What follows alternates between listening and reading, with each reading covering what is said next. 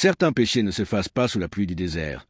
Ils s'incrustent dans les os comme la poussière d'alcali, brûlant de l'intérieur jusqu'à ne laisser qu'un homme creux errant dans des jours creux. Samuel a appris cette vérité le matin où la mort frappa à sa porte. Ce n'était pas la mort qui se signale par des coups de feu ou par le tonnerre. Cette mort arriva muette comme un murmure, ficelée de toiles et de cordes, jetée contre sa clôture comme un déchet d'hier. La mule qu'il avait apportée restait immobile sous la chaleur, mâchant le vide, les yeux plats comme des pièces. Samuel descendit du perron, ses bottes frappant une terre tassée qui n'avait pas vu la pluie depuis 3 mois. Le café dans sa tasse d'étain avait refroidi, mais il la tenait encore. Certaines habitudes meurent plus lentement que les hommes qui les forgent. La charrette était là, petite et brisée, la toile déchirée comme une vieille plaie, un billet frémissait au nœud de la corde.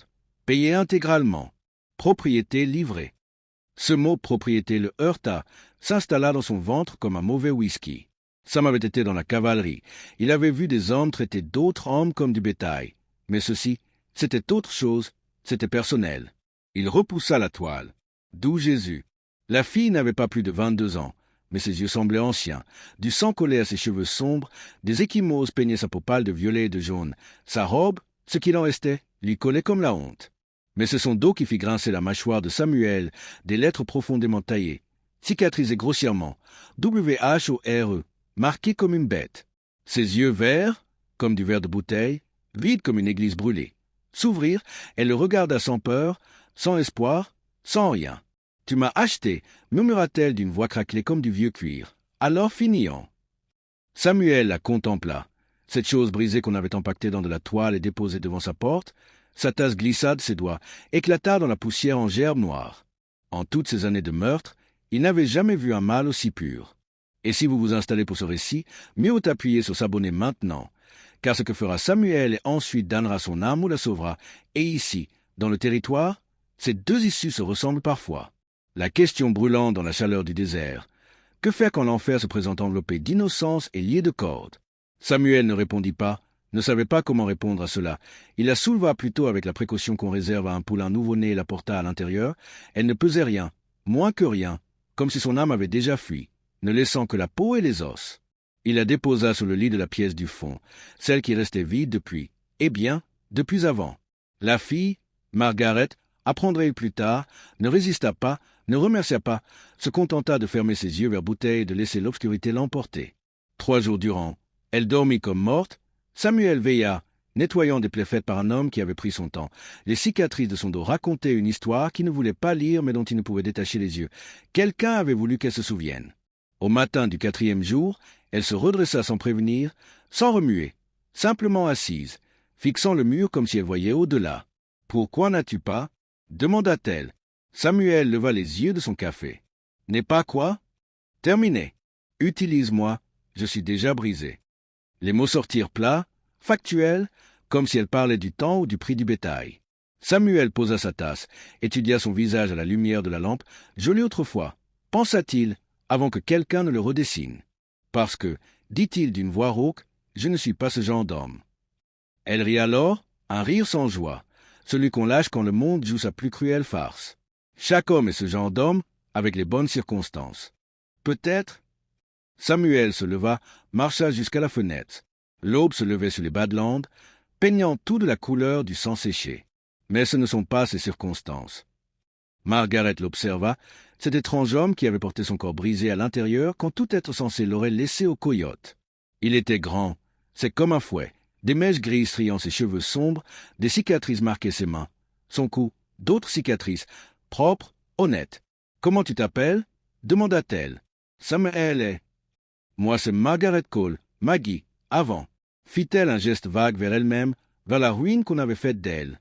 La propriété du shérif Crawford, selon les papiers. Crawford. Samuel connaissait ce nom, connaissait la réputation qui l'accompagnait. Un homme qui portait son étoile comme d'autres portent du parfum pour masquer la puanteur en dessous. « Plus maintenant, » dit Samuel, « tu es sur ma terre à présent. Crawford n'a aucun droit ici. » Maggie étudia son profil contre la fenêtre, la tension de ses épaules tendue comme un ressort. « Tu ne sais pas ce que tu dis. Crawford ne lâche rien, et j'ai vu des choses, fait des choses qui pourraient le pendre. » Samuel se détourna de la fenêtre, leurs regards se croisèrent dans la petite pièce et quelque chose passa entre eux, une reconnaissance peut-être, la compréhension de ceux qui ont traversé le feu et survécu. Alors, il vaut mieux que tu survives assez longtemps pour le raconter. Les jours suivants, une étrange routine s'installa. Samuel déposait la nourriture apportée de Maggie, de l'eau fraîche dans le bassin, des vêtements propres pliés sur la chaise.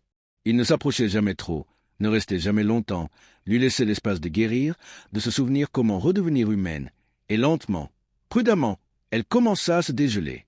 Elle se mit à aider dans la maison, de petites choses d'abord, reprisant des habits avec des doigts qui se souvenaient de leur utilité, préparant des repas simples tandis que Samuel travaillait la terre. Il apercevait parfois par la fenêtre sa manière de bouger quand elle croyait n'être vue de personne. Il y avait là une grâce sous les blessures, une femme qui tentait de se rappeler qui elle avait été. Un soir, alors que le soleil peignait le ciel d'ambre et d'or, Samuel la trouva dehors, brossant sa vieille jument de gestes doux, la jument d'ordinaire si craintive. Elle resta calme sous sa caresse. « Elle t'aime bien », observa Samuel. « Les animaux ne mentent pas, » répondit Maggie sans lever les yeux. « Ils ne prétendent pas être ce qu'ils ne sont pas. » Sa main se figea sur l'encolure de la jument. Contrairement aux gens, Samuel s'adossa au poteau de la clôture, la regardant travailler, la lumière du soir accrochée à ses cheveux sombres, et un instant elle put voir au-delà des cicatrices la femme qui vivait dessous. Vision dangereuse. « Crawford viendra pour toi ?» demanda-t-il. La main de Maggie se crispa sur la brosse. « Tôt ou tard, il a trop investi pour me laisser partir. » « Quel genre d'investissement ?» Elle leva enfin les yeux et il y vit de l'acier sous le verre. Celui qui fait disparaître des jeunes filles la nuit. Celui qui oblige les témoins à avoir des accidents. Sa voix se fit murmure. « Je sais où les corps sont enterrés. Samuel !» Le poids de ces mots s'abattit entre eux comme un défi. Samuel comprit pourquoi on l'avait livrée marquée et brisée. Elle n'était pas seulement le jouet de Crawford, elle était son fardeau. « Combien ?» demanda-t-il. « Trop ?» Des larmes emplirent ses yeux sans tomber. « Et je n'ai rien fait, rien dit. J'ai laissé faire parce que j'avais trop peur de mourir. » Samuel se détacha du poteau, s'approcha, assez près pour voir la honte brûler sur son visage. C'était d'elle-même plus tranchant que n'importe quelle cicatrice. Rester en vie n'est pas un péché. Maggie, n'est-ce pas? Elle reprit le brossage d'un geste sec et furieux. Quand ta survie coûte celle des autres? Samuel posa sa main usée sur la sienne, le contact envoya une décharge dans leurs deux corps. Premier geste de douceur qu'elle sentait depuis Dieu sait combien de temps. Première tendresse qu'il s'autorisait depuis des années. « Tu es vivante ?» dit-il doucement. « Ça veut dire que tu peux encore agir, donner un sens. » Maggie baissa les yeux vers leurs mains jointes. Ce doigt calleux sombre contre sa peau pâle. Elle devrait se retirer, se rappeler que les mains des hommes n'apportent que douleur. Mais le toucher de Samuel était différent. Protecteur plutôt que possessif, offrant au lieu de prendre. « Pourquoi m'aides-tu » chuchota-t-elle. Samuel resta silencieux un long moment, son pouce caressant ses jointures. « Parce que, dit-il enfin, parfois sauver quelqu'un d'autre est la seule façon de se sauver soi-même. » Le vent du désert se leva, portant l'odeur de la sauge et d'une pluie lointaine. Dans l'obscurité naissante, un coyote appela sa meute, et dans le petit cercle de lumière venant de la maison, deux êtres brisés commençaient à découvrir que, peut-être, leurs morceaux pouvaient s'emboîter. Mais la rédemption ne vient jamais facilement sur ce territoire, et l'ombre de Crawford s'étirait déjà à travers le désert, réclamant ce qu'il considérait comme sien. Le cavalier apparut au coucher du soleil 3 jours plus tard, silhouette découpée sur la lumière mourante comme la mort elle-même. Samuel l'aperçut depuis le perron, où il nettoyait son Colt 45, habitude qu'il avait maintenue en vie pendant 2 guerres et une douzaine de conflits de rentes. « Compagnie » appela-t-il doucement à Maggie qui préparait le souper à l'intérieur. Il entendit son inspiration brusque, le fracas d'un plat tombé. L'étranger s'approcha, et Samuel distingua les détails. Chapeau coûteux, c'est le bordé d'argent. Assurance de celui qui n'a jamais entendu le mot non, un signe de député captant les derniers rayons du soleil. « Bonsoir, l'ami » lança l'homme en descendant de cheval avec aisance. « Je m'appelle le député Marcus Webb. Je cherche une propriété égarée. » Samuel resta assis, l'arme à portée. « Je ne me souviens pas avoir rien commandé. » Le sourire de Webb n'était que dents, sans chaleur. Curieux, pourtant quelqu'un l'a fait. Le shérif Crawford est fort inquiet de la disparition d'une jeune fille, environ 22 ans, cheveux sombres, yeux verts. Son regard glissa vers la maison. On dit qu'elle pourrait s'être égarée sur votre domaine. Beaucoup de gens passent par ici, répondit Samuel d'une voix égale, le désert a l'habitude de les engloutir. En effet, Webb avança d'un pas. Voyez-vous, cette fille doit au shérif une dette considérable, une obligation légale pourrait-on dire. Je pourrais revenir avec des papiers, rendre tout cela officiel. La menace flottait dans l'air comme le mirage de chaleur. Samuel se leva lentement, la main posée nonchalamment sur son ceinturon. « Où » suggéra-t-il. « Où nous réglons cela en voisin » répliqua Webb. « Vous rendez ce qui ne vous appartient pas, et peut-être que certains arrangements seront possibles. Le shérif est généreux avec ses amis. » Par la fenêtre, Samuel aperçut Maggie, plaquée contre le mur intérieur, le visage pâle comme la lune. Leurs regards se croisèrent et il vit quelque chose qui glaça son sang. Pas la peur, mais une fureur froide, celle qu'on forge après avoir été traité comme du bétail trop de fois. « Dites à Crawford » déclara Samuel d'une voix qui ne laissait place à aucun doute, « qu'il n'y a ici rien qui lui appartienne. » Le masque aimable de Webb se fissura, révélant le prédateur. « Là, mon ami, c'est là que vous vous trompez. Tout dans ce comté appartient au shérif d'une manière ou d'une autre, y compris vous. » La main du député glissa vers son arme, rapide, mais pas assez. Le col de Samuel jaillit de son étui dans un éclair de mouvement, le canon se levant juste au moment où les doigts de Webb touchaient la crosse. « Je ne le ferai pas, » dit Samuel calmement. Un battement de cœur suspendu, les deux hommes se firent face à 3 pieds de poussière, la mort prête au moindre geste. Puis Webb leva lentement les mains, ce sourire de serpent revenant. « Mes excuses, il semble que j'ai mal jugé la situation. »« On dirait bien, » répliqua Samuel. Webb recula vers son cheval, geste mesuré et contrôlé. « Ce n'est pas fini. Le shérif prend le vol très personnellement. Très personnellement. » Il se hissa en selle, fit pivoter sa monture. « Vous avez 24 heures pour réfléchir. » Après cela, il haussa les épaules. Le désert est un endroit dangereux pour un homme seul. Le député enfonça les éperons, disparaissant dans l'obscurité grandissante. Samuel resta immobile jusqu'à ce que le bruit des sabots s'éteigne, puis rengaina lentement son arme.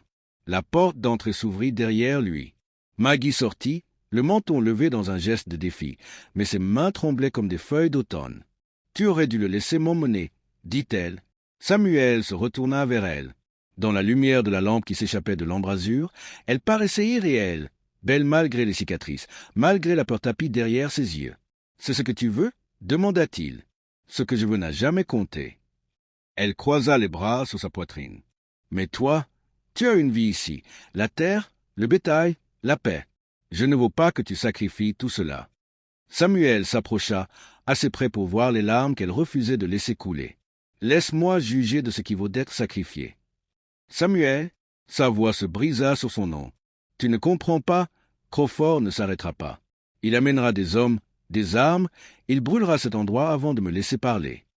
Alors peut-être qu'il est temps qu'il entende ce que tu as à dire. » Maggie le dévisagea, ce guerrier marqué qui parlait d'impossible comme de vérité simple. « Tu parles d'aller contre un shérif, un homme qui a la moitié du territoire dans sa poche. »« Je parle de justice. » Elle eut un rire amer comme le vent d'hiver. La justice, ce serait que quelqu'un l'ait arrêté la première fois qu'il a pris une fille.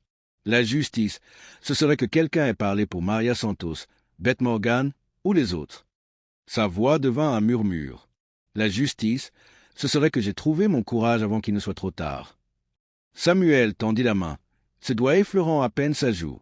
Elle eut un sursaut, puis se pencha dans ce contact comme un chat cherchant la chaleur. Le courage, dit-il, ce n'est pas l'absence de peur, c'est faire ce qui est juste même quand on est terrifié. Ils restèrent là, dans l'encadrement de la porte, la nuit du désert les enveloppant comme une couverture. Maggie sentait la chaleur qui émanait de Samuel, l'odeur de cuir, de sauge et quelque chose qui n'appartenait qu'à lui. Pour la première fois depuis des années, elle se sentit en sécurité, protégée. Sensation dangereuse. « Si nous faisons cela, dit-elle enfin, il n'y aura pas de retour en arrière. Tu comprends? Ils nous traqueront jusqu'au bout du monde. » Le pouce de Samuel traça doucement la ligne de sa mâchoire. « Alors il vaut mieux finir le travail. » Cette nuit-là, ils arrêtèrent leur plan. À la lueur de la lampe, Maggie raconta tout. Les filles disparues, les tombes anonymes, le réseau d'officiels corrompus qui détournaient le regard pour le bon prix. À chaque révélation, la mâchoire de Samuel se crispait. Son regard se durcissait. « Fort Williams, dit-il enfin, j'ai un ami là-bas, le colonel Marcus Reed, un homme sous qui j'ai servi pendant les guerres contre les Apaches. S'il y a quelqu'un capable de faire tomber Crawford sous la pression fédérale, c'est bien lui. » Ces 3 jours de chevauchée fit remarquer Maggie. Crawford n'attendra pas si longtemps. Alors on ne lui laissera pas le choix. Samuel se leva, rassembla les armes du cabinet, chargea les fusils, vérifia les munitions, sangla les ceintures d'un geste sûr. C'était le Samuel soldat, le tueur qui s'était forgé une réputation dans le sang et la poudre. Cela aurait dû l'effrayer, mais elle sentit autre chose renaître dans sa poitrine, quelque chose qu'elle croyait mort, l'espoir. « Samuel » souffla-t-elle. Il leva les yeux de son Winchester. « Quand tout sera fini, si on survit, et après ?» Il resta longtemps silencieux, étudiant son visage dans la lumière de la lampe, puis posa le fusil, vint se placer près d'elle. Alors nous verrons si deux êtres brisés peuvent former un tout. Avant qu'elle ne réponde, avant que la peur ne la fasse reculer, Maggie se hissa sur la pointe des pieds et l'embrassa. Le baiser d'abord hésitant devint plus quand ses bras l'entourèrent, protecteur. Il avait le goût du désespoir et de l'espérance, des dernières chances et des débuts neufs. Quand leurs lèvres se séparèrent enfin, il respirait fort. « Promets-moi quelque chose, » murmura Maggie contre sa bouche. « Tout ce que tu veux. Promets qu'on aura une chance de le découvrir. » Samuel plongea son regard dans le sien. Il vit refléter son propre désir. « Je te le promets. » Mais dans ce territoire, les promesses sont écrites sur le sable, et le vent commençait déjà à souffler. Ils arrivèrent à l'aube, comme Samuel s'y attendait. 6 cavaliers découpés sur le lever de soleil roussant, avançant avec la patience assurée de prédateurs qui ont acculé leur proie. Crawford chevauchait au centre, son insigne de shérif brillant comme une fausse étoile. Samuel s'était placé derrière l'abreuvoir, Winchester chargé et prêt. Maggie, tapis près de la maison, tenait son col de rechange, lourd dans sa petite main. Ils avaient répété ce moment des dizaines de fois, mais la théorie n'était pas la pratique. « Hein ?» La voix de Crawford roula dans la cour, pleine d'autorité. « Je viens chercher ma propriété. En voilà, et personne ne sera blessé. » « La propriété appartient à celui qui est assez fort pour la garder, » répliqua Samuel, « et il me semble que ta propriété a fait son choix. » Le rire de Crawford fut laid, tranchant comme du verre brisé. « Un choix? Garçon, tu ne sais rien de cette petite garce. Elle a tué 3 hommes à Tucson avant que je la recueille, les a empoisonnés lentement, les a regardés mourir. Tu crois protéger une innocente? » Samuel sentit Maggie se raidir à ses côtés, vit son visage se vider de toute couleur. Crawford jouait sa carte maîtresse, le mensonge destiné à semer le doute. « C'est vrai, Maggie ?» demanda Samuel, sa voix portant bien au-delà de la cour. Un instant de silence régna, puis Maggie s'avança, tête haute, défi dans le regard. Chaque mot qu'il dit, ce sont ces hommes. Ils aimaient faire souffrir les filles qui ne pouvaient pas se défendre. Sa voix gagna en force. Alors j'ai fait en sorte qu'ils ne puissent plus jamais blesser personne. Le visage de Crawford se tordit de rage. Tu vois, c'est une meurtrière et une tueuse de sang-froid. C'est pour ça qu'elle m'appartient. Nous nous comprenons, toi et moi. Samuel se redressa derrière l'abreuvoir, le fusil braqué sur la poitrine du shérif. Peut-être que vous vous comprenez, dit-il. Mais voici ce que toi tu ne comprends pas. Parfois, tu es la seule justice qui reste. Le tir éclata alors, brutal et soudain comme un orage d'été. Les hommes de Crawford se dispersèrent pour chercher un abri, mais Samuel avait choisi son terrain. La maison du ranch reposait sur une légère hauteur, offrant un champ de tir dégagé dans toutes les directions. Son premier coup abattit le deputy à la gauche de Crawford, le faisant pivoter hors de la selle dans un nuage de sang. Le Winchester glissait, fluide comme de la soie, les douilles de laiton brillant dans la lumière de l'aube à chaque mouvement de levier. Mais 6 contre 2 restaient de mauvais chiffres, même avec l'avantage de la position. Une balle éclata le bois près de la tête de Samuel, une autre lui brûla l'épaule. Du coin de l'œil, il vit Maggie se baisser tandis que les balles de fusil arrachaient des morceaux du mur d'adobe. C'est alors que Crawford commit son erreur. Croyant la maison clouée au sol, il lança son cheval en avant, dégainant pour un tir mortel. Mais Maggie l'attendait, et 3 mois d'instruction patiente de Samuel l'avaient transformée en quelque chose que Crawford n'aurait jamais prévu, une combattante. Son premier tir abattit le cheval du shérif corrompu, l'envoyant rouler dans la poussière. Le second le frappa à la cuisse, le faisant tourner sur lui-même. Le troisième fit en sorte que William Crawford ne puisse plus jamais blesser une femme. Les hommes restants n'étaient pas prêts à se rendre. Ils avaient vu leur chef tomber, mais savaient aussi ce que signifiait la justice fédérale pour des types comme eux. Mieux valait mourir en combattant que finir au bout d'une corde à Tucson. La fusillade reprit, plus désespérée. Samuel sentit la balle lui frapper la poitrine comme un marteau, le projetant contre la rambarde du porche. Une autre traversa son épaule, éclaboussant de rouge le mur d'adobe. Maggie cria son nom, mais sa voix semblait lointaine, comme venue du fond d'un puits. Samuel tenta de lever son fusil, mais ses bras refusaient d'obéir, le sang imbibait sa chemise, s'accumulant dans la poussière. À travers sa vision vacillante, il vit Maggie bouger tel un ange vengeur, le col grondant encore et encore jusqu'à ce que les derniers hommes gisent immobiles sous le soleil du matin. Alors seulement elle laissa tomber l'arme fumante et courut vers Samuel. « Samuel !» Elle recueillit sa tête sur ses genoux, pressant ses mains contre les plaies qui refusaient de cesser de saigner. « Reste avec moi, je t'en prie, reste. » Il leva les yeux vers elle, cette femme brisée qui avait appris à se battre, qui avait trouvé le courage de tuer par amour. Ses larmes tombèrent comme la pluie sur son visage, les premières qu'il la voyait verser. « Maggie » souffla-t-il, le sang moussant sur ses lèvres. « Tu es libre maintenant. Crawford est mort, ces hommes aussi. Plus personne ne viendra. » « Ne parle pas comme ça. » Sa voix se brisa. « Nous devons aller à Fort Williams, tu te souviens, pour les faire payer. » La main de Samuel trouva la sienne, la serra avec ce qui lui restait de force. « Tu n'as pas besoin de moi pour ça. Tu es plus forte que tu ne le crois. » Le soleil montait, mais Samuel sentait le froid s'insinuer dans ses os. Il avait déjà été touché, connaissait les signes. Ce n'était pas une blessure dont on se relève. « Je ne te l'ai jamais dit, » murmura Maggie, caressant ses cheveux grisonnants de doigts tremblants. « Tout ce temps. Je t'aime, Samuel est. Je t'aime plus que ma propre vie. » Il sourit malgré la douleur, malgré l'obscurité qui l'encerclait. « Je sais, » dit-il, « je l'ai toujours su. » Ses yeux trouvèrent les siens une dernière fois, verts comme du verre de bouteille, mais chaud désormais, emplis de tout ce qu'il lui avait donné, la sécurité, la dignité, la liberté de choisir sa route. « Prends soin des autres, » souffla-t-il, « de celles qui viendront, les filles perdues comme toi. » Samuel, mais il était déjà parti, la vie quittant enfin son corps. Samuel, qu'il avait sauvé de l'enfer, qui lui avait montré qu'on peut aimer sans posséder, resta immobile dans ses bras. 2 ans plus tard, elles vinrent à elle dans la nuit, des filles perdues au regard vide, les blessures encore fraîches, suivant les rumeurs jusqu'à une maison de ranch où une femme nommée Margaret gardait une lumière allumée à la fenêtre. Elle les accueillait à la porte, parfois seules, parfois par 2 ou 3, les nourrissait, les habillait, leur apprenait à tirer droit et à atteindre leur cible. Certaines restaient, l'aidant à travailler la terre que Samuel lui avait laissée, d'autres repartaient, mais tout emportait avec elle une certitude. Elle valait plus que les hommes qui avaient tenté de les briser.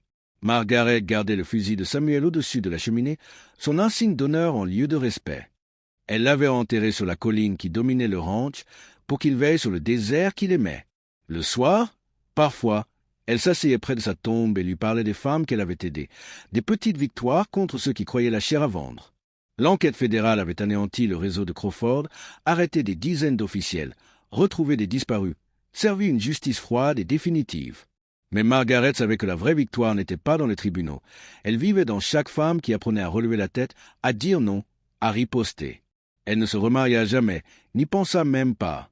Ce qu'elle avait partagé avec Samuel leur appartenait à eux seuls, un amour né d'un salut mutuel, bref comme un orage du désert, mais assez puissant pour changer 2 vies à jamais.